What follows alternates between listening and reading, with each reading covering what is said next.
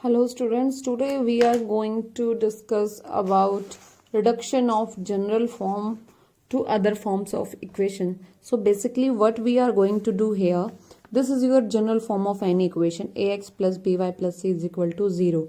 In fact, in your previous classes you have written like 2x plus 3y plus 7 is equal to 0.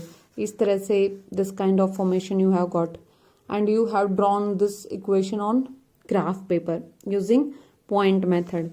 So we are taking it in general form, but problem is in our one of the form y is equal to mx plus c, we have considered c there also. So what we will take here, we will consider this form as capital ax plus capital by plus c is equal to 0. So कुछ नहीं है, सिर्फ एक general form है आपके पास. So अब हम क्या करने वाले हैं, टिल हेयर अभी आपने इक्वेशन खुद बनाया था. अब क्या होगा, इक्वेशन आपको गिवन होगा, you need to find the other data like slope पूछ लेगा आपसे, इंटरसेप्ट पूछ लेगा, नॉर्मल पूछ लेगा. ये सब चीजें अब हम सीखेंगे. अभी इक्वेशन आपको गिवन होगा, उसी को आपने कंपेयर करना होगा. कैसे? फर्स्ट फॉर्म है reduction of general form to slope intercept form, यानी कि ये जनरल फॉर्म है, इसको मैं रिड्यूस करूंगी and I will find slope intercept. Slope निकाल लेंगे उस इक्वेशन का और इंटरसेप्ट निकाल लेंगे. इंटरसेप्ट आपको पता है एक्स एक्सिस और वाई एक्सिस में से दोनों पे हो सकता था. दो फॉर्म हमने पढ़ी थी. तो यहाँ पे हम क्या कर रहे हैं, हम कंसिडर कर रहे हैं a x plus b y plus c general form. तो क्या किया यहाँ पे मैंने सिर्फ y को रख लिया और थ्रू आउट द इक्वेशन को b से डिवाइड कर दिया. b is not equal to 0, b 0 नहीं होना चाहिए, अदरवाइज आपका डिवीजन मेथड ये यहाँ पे काम नहीं कर पाएगा. तो पूरी इक्वेशन को मैंने b से डिवाइड किया and I have got y is equal to minus a upon b x minus c upon b. तो y को मैंने निकाल लिया x और कांस्टेंट की टर्म में. अब इसको कंपेयर करो slope intercept form. Slope intercept form कौन सी थी, y is equal to m x plus c. m आपका स्लोप होता था, c आपका इंटरसेप्ट होता था, यानी कि आपका एक्सिस के ऊपर जो पॉइंट मीट होता था वो होता था c. तो देखो इन दोनों इक्वेशन को, एक ही लाइन की इक्वेशन है, दो डिफरेंट फॉर्म्स हैं. तो अब यहां से कंपेयर किया मैंने इस फॉर्म के साथ, तो m की वैल्यू आ गई minus a upon B, c की वैल्यू आ गई माइनस सी अपॉन बी. देखो ये c और ये c अलग अलग है, इसलिए कैपिटल में ले रहे थे हम. तो स्लोप निकालना हो तो देखो अब आप बता सकते हो ना, तो करोगे क्या, काम कैसे करेगा ये मेथड कि y का कोफिशिएंट यूनिटी बना लो, बाकी सारा स्टफ यहां कर लो, कंपेयर करो, जो x का कोफिशिएंट है वही आपका स्लोप दे देगा और इंटरसेप्ट दे देगा माइनस सी अपॉन बी. ठीक है, ये y एक्सिस से from axis of y minus c upon b distance के ऊपर आपका x इंटरसेप्ट है, यानी कि x पॉइंट के ऊपर ये आपका इंटरसेक्शन रहेगा. ठीक है, तो इस तरीके से हमने कंपेयर करके स्लोप निकाल लिया. अगर ऐसे कोई इक्वेशन गिवन हो और आपसे पूछ लिया जाए स्लोप बताओ, तो आप सीधा सीधा कह दोगे माइनस ए अपॉन बी, यानी कि एक्स का कॉफिशिएंट अपॉन वाई का कॉफिशिएंट और उसका नेगेटिव. डायरेक्ट भी याद कर सकते हो और इस तरीके से भी फॉलो कर सकते हो.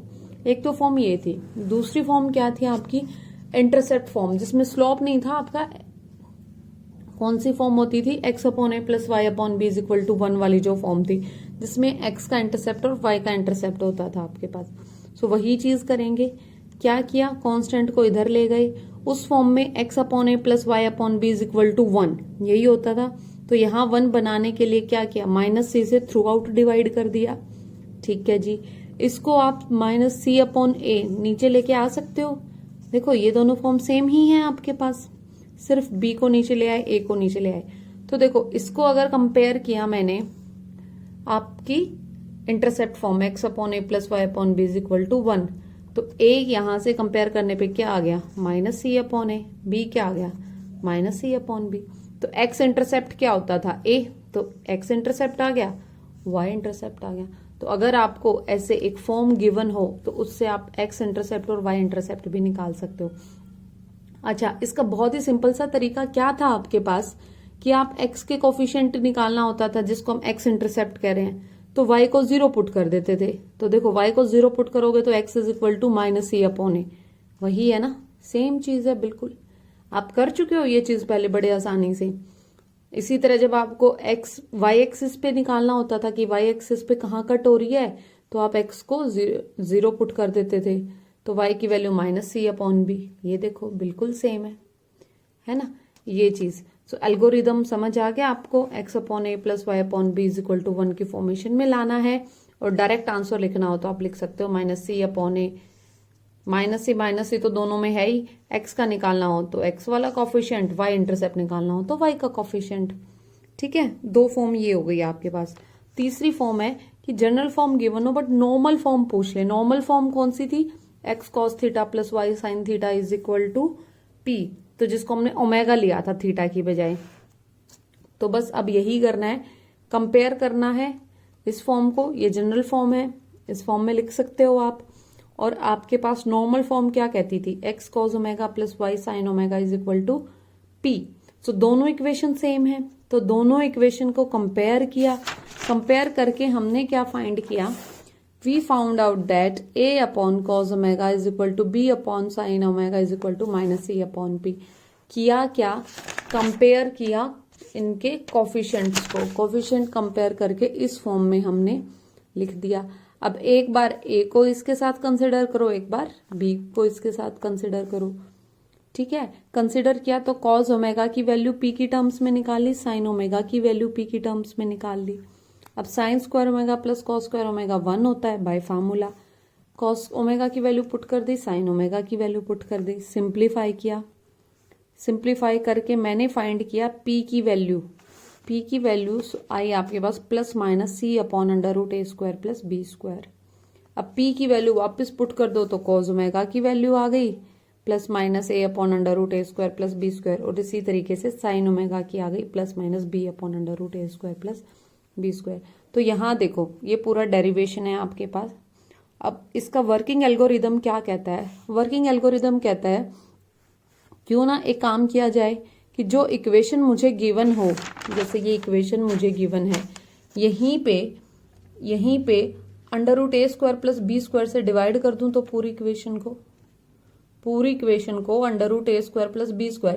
सो a/√a² + b² क्या दे देगा आपको? cos omega. यहां से b/√a² + b² दे देगा sin ओमेगा।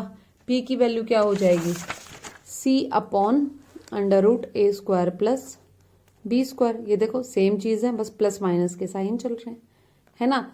ये डेरिवेशन भी ऐसे है। और डायरेक्ट मेथड क्या कहता है कि जो आपके पास जनरल फॉर्म है उसमें कांस्टेंट को एक साइड लाओ और पूरी इक्वेशन को √a² + b² से डिवाइड कर लो।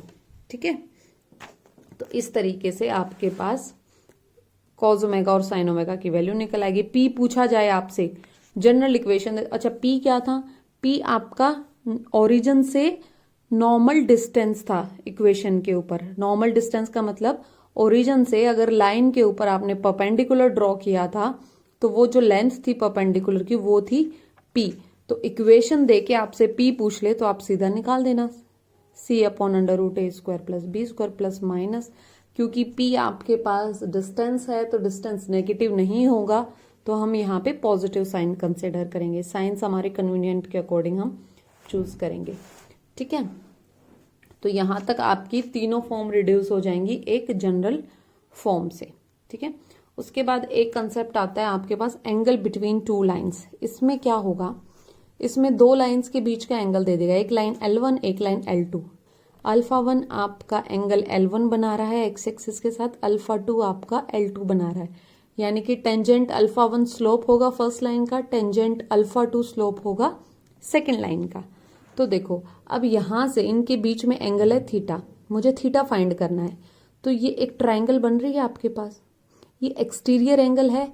सो theta + α1 = α2, exterior angle of a triangle लगाया। ठीक है, अब थीटा निकालना है। थीटा की वैल्यू क्या हो गई? α2 - α1, दोनों तरफ टेंजेंट लगाया तो टेंजेंट a - b बना। इधर टेंजेंट a - b का फॉर्मूला क्या होता है? Tangent a - tangent b upon 1 + tangent a tangent b। और टेंजेंट ऑफ एंगल क्या होता था? स्लोप। सो टेंजेंट α2 अगर मैं बोल रही हूँ इसका मतलब मैं क्या कह रही हूँ? m2 सेकेंड लाइन का स्लोप। सो m2 - m1 upon 1 + m1 m2 tangent theta. Theta निकालना हो तो टेंजेंट इनवर्स ये पूरी टर्म। ठीक है। तो एंगल बिटवीन टू लाइंस निकलता है इस तरीके से। फिर क्या हुआ कि चलो ठीक है, हमने मान लिया ये तो एक्यूट एंगल था थीटा, सम टाइम ऐसे भी हो सकता है, एंगल आपका ऑब्ट्यूज भी हो सकता है। तो उस केस में भी हमने क्या देखा, हमने देखा कि भाई माइनस साइन भी कभी कभी आ जाता है। तो एंगल जो सा भी कंसिडर करो, हमेशा यहाँ पे क्या करो, मोड लगा दो, नेगेटिव साइन अपने आप केटर हो जाएगा यहाँ से। सो डायरेक्ट फॉर्मूला आगे से याद रखेंगे, angle between two lines tangent theta is equal to m2 minus m1 1 plus m1 m2। m2 slope second line का, m1 is the slope of the first line, and if they will ask you to find theta only, so theta is equal to tangent inverse mod of m2 minus m1 upon 1 plus m1 m2. So you will calculate the angle between two lines using this formula. So that's all for today, students. Do the concerned exercise. If any doubt, do let me know. Thank you, students. Have a good day all.